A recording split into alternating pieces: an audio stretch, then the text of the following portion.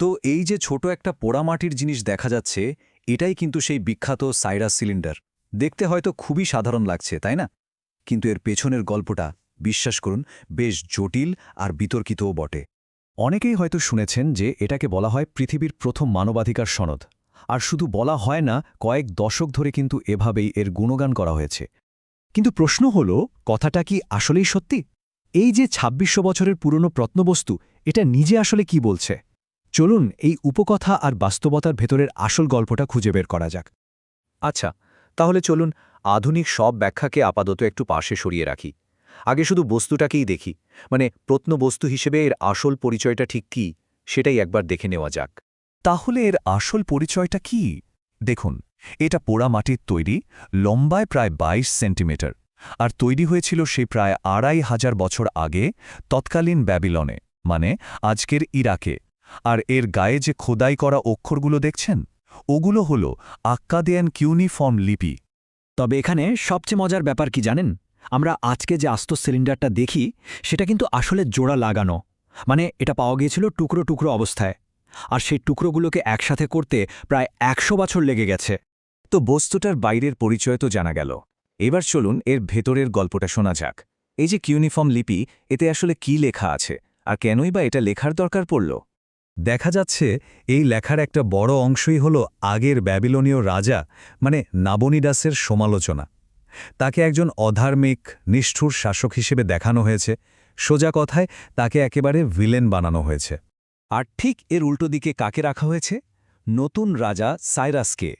লিপিতে বলা হচ্ছে, ব্যাবিলনের প্রধান দেবতা মার্দুক নিজেই নাকি মহান সাইরাসকে বেছে নিয়েছেন শহরের ত্রাণকর্তা হিসেবে।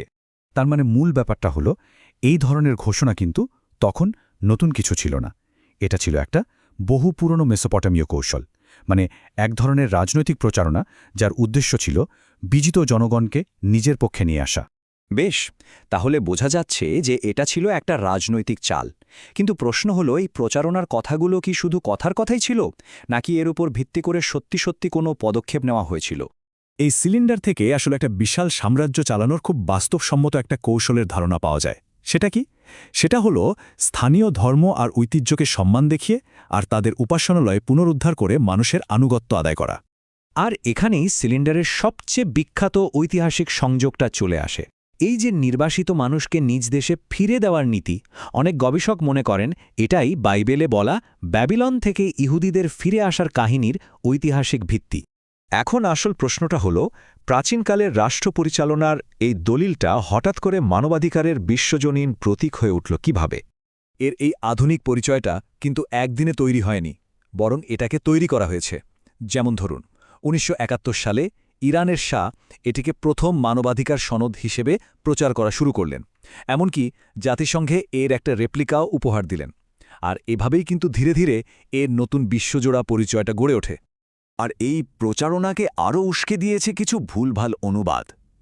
এসব অনুবাদে দাবি করা হয় যে সাইরাস নাকি দাসপ্রথা বিলোপ করেছিলেন বা ন্যূনতম মজুরি চালু করেছিলেন, অথচ এর কোনো কিছুই কিন্তু আসল লিপিতে নেই। ঐতিহাসিকরা এই ব্যাপারটাকে বলেন অ্যানাক্রনিজম বা কাল বৈষম্য, মানে আজকের দিনের একটা ধারণাকে জোর করে অতীতের উপর চাপিয়ে দেওয়া। মানবাধিকারের ধারণাটা তো আধুনিক, প্রাচীনকালে তো এই ধারণার কোনো অস্তিত্বই ছিল না। তাহলে এই পুরো আলোচনা থেকে আমরা কি বুঝতে পারলাম? দেখুন, এই একটা জিনিসেরই কতগুলো আলাদা আলাদা পরিচয়। এটা একাধারে প্রাচীন মেসোপটেমিয়ার একটা প্রথা, আবার একজন রাজার সুচতুর রাজনৈতিক প্রচারপত্র।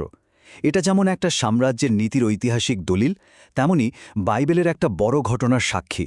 আর আধুনিক যুগে এসে এটাই হয়ে উঠেছে একটা শক্তিশালী রাজনৈতিক প্রতীক আর মানবাধিকারের এক বিরাট আইকন। সাইরাস সিলিন্ডারের এই লম্বা যাত্রার শেষে একটা বড় প্রশ্ন কিন্তু থেকেই যায়। আর এই প্রশ্নটা শুধু এই সিলিন্ডারের জন্য নয়, বরং পুরো ইতিহাসের জন্যই সত্যি। প্রশ্নটা হলো, যখন ইতিহাস নতুন করে লেখা হয়, তখন কলমটা আসলে কার হাতে থাকে?